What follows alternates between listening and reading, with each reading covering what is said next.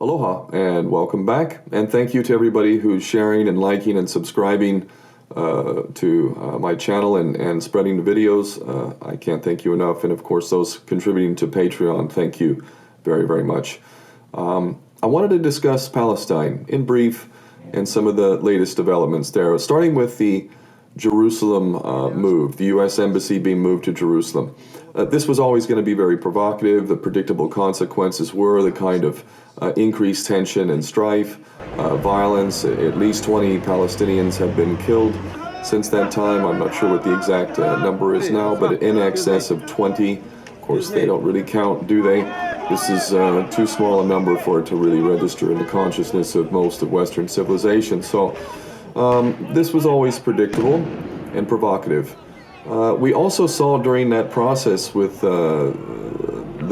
we saw in that process the threats, open threats against nations around the world by the United States with the comments about we're taking names and we're not going to forget this, and all open threats literally against so-called sovereign nations who didn't basically go along with the program and vote in support of the move to Jerusalem, or at least abstain, not vote against it.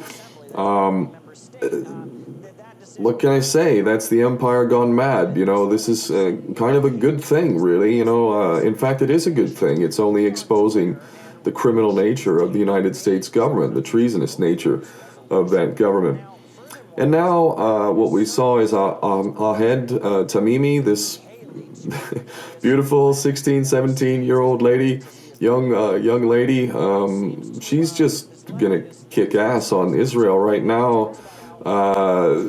Israel's caught between a rock and a hard place. You know, this little 16-year-old girl just slapped your Israeli right in the face, your chosen one, slapped by, you know, this subhuman in the eyes of so many in Israel. Make no mistake about it. You know, these little terrorists like Ahed Tamimi don't deserve any kind of compassion, and to have one of them slap one of our chosen ones in the face is beyond unacceptable in the eyes of most. So the Israeli authorities are not going to win no matter what, because if they keep her in for any extended period of time, it's only going to increase the awareness and the anger vented towards Israel and the United States for its support. So love and respect to Ahed and her family. What can I say? There's the Palestinian people for you. They're not going to back down. They'll never give up. And then what we saw is on the back of these open threats against nations that don't cooperate, obviously the Palestinians didn't cooperate sufficiently, and as a result, the United States is withholding, I believe, $62 million worth of aid to UNHCR, the refugee program for the Palestinians. The situation in Gaza, I really couldn't elaborate more than what so many have done, but let us suffice it to say that even the UN report on the uninhabitability or the uninhabitability of Gaza in short order 2020 is not an exaggeration. When I was there, lived there for 6 months in 2011, it was horrendous then. It's much worse now. They have mountains of garbage, sewage, open sewage in many parts of Gaza.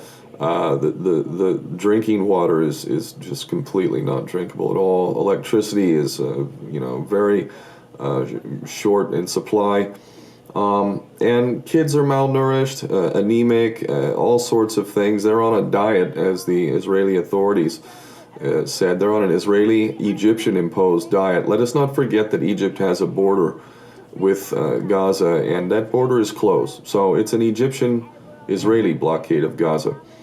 And now the United States is withholding $62 million, which is pretty much a lifeline for many in Gaza, because they don't have the ability to rebuild the factories, to develop their infrastructure, to produce and to import and export as required to live a dignified life. They simply cannot do it. It's not that they're not capable in and of themselves, but the circumstances simply do not allow it. And now the United States is withholding $62 million, which literally means that under these circumstances, starvation in Gaza is going to become a very realistic possibility. Malnourishment will certainly increase, and children, the biggest targets of these types of policies, are going to suffer the most. So in response to that, Belgium has decided to instantaneously transfer 23 million. That's a noble thing, I have to say. But once I heard about the U.S. withholding this aid, not to be cruel, just understanding the insidious nature of so-called aid, I immediately knew that this was a good thing. If things haven't changed, the Palestinians are the #1 recipient of aid per capita in the world. If not, they're at the very top of the list. And that's been the case for many years now. So how is that aid working for the Palestinians? Well, it's not working very good, is it? How is it working for the enemies of Palestine? Well, I'd say aid's working pretty good. If you don't understand this game, it's very, very insidious. But it's no harder to understand than, if a loan shark lends you money, he wants his money and interest. There's no secret about that. So when you get aid, it almost always has strings attached. If you get U.S. aid or from the big Western nations, so they'll do things like, for instance, these aid organizations can pay higher salaries to Palestinians than Palestinians can pay in the private sector. So you suck out a lot of the best talent into these agencies. And then once they're in these agencies, which are all to a certain extent controlled, even just by nature of the blockade itself, they have to cooperate with Israel to some degree. And there's very few aid agencies that really spit in the face of Israeli authority because they need some level of cooperation. But there are some very, very legit charities and aid organizations, but the vast majority of them are nothing more than infiltrators. And so they'll control the dialogue so that one of the top priorities in Palestine is, gay freedom, homosexual issues. Obviously that's important. There is reasons why people should be, more sensitive and open and compassionate towards everybody who is in a minority group. But it's certainly not a Palestinian priority to be dealing with those issues. But the aid agencies are the ones paying, well, then they can direct those issues. This is just one example of what it is in aid. I'd say welfare in the United States is another example of where, you've got a welfare culture that has suffered deeply from having aid. Just psychologically, when you're not able to provide for yourself and are relying on so-called aid, it's very demeaning. It has a psychological impact which is very negative. If you have to live on aid for a short period of time in the aftermath of a natural disaster or something like that, there's no shame in that. But when you have to live year after year after year after year on handouts, it will have a negative effect on you. And this is knowing policy as well. I have felt this way for many years. I spoke about this on Hard Talk. You used to be a U.S. Marine. You've moved quite a long way from that. Thank God for that. You burnt your American passport. I renounced my U.S. citizenship formally because I do not agree to the terms of citizenship. I refuse to pay into a tax system that's being used to commit mass murder, war crimes, and crimes against humanity. Your anger, how will you use it next? Based on love, and that's why I do what I do. How will you use it next? What will you do I've been next? involved in a project called Aloha Palestine, a social enterprise intending to do safe trade with Gaza, to bring in items counter to what Israel is getting from Britain and the United States, weapons of mass destruction, small arms and things like that, to bring in safe trade items such as things that are needed for the civilian population to live a decent life. And that is a problem that we need to address in this world, is the absolute lack of the Palestinian people to exercise self-determination, and living on aid is not the answer. So my focus is trade. And if I can't be the director of that company... What about the other side? Because a lot is focused on the import, getting stuff into Gaza. Surely the best thing for the Gazan people would be to allow to export all that they do. Yeah, and they have millions of carnations that they could be exporting, and they feed it to livestock because it's not allowed out.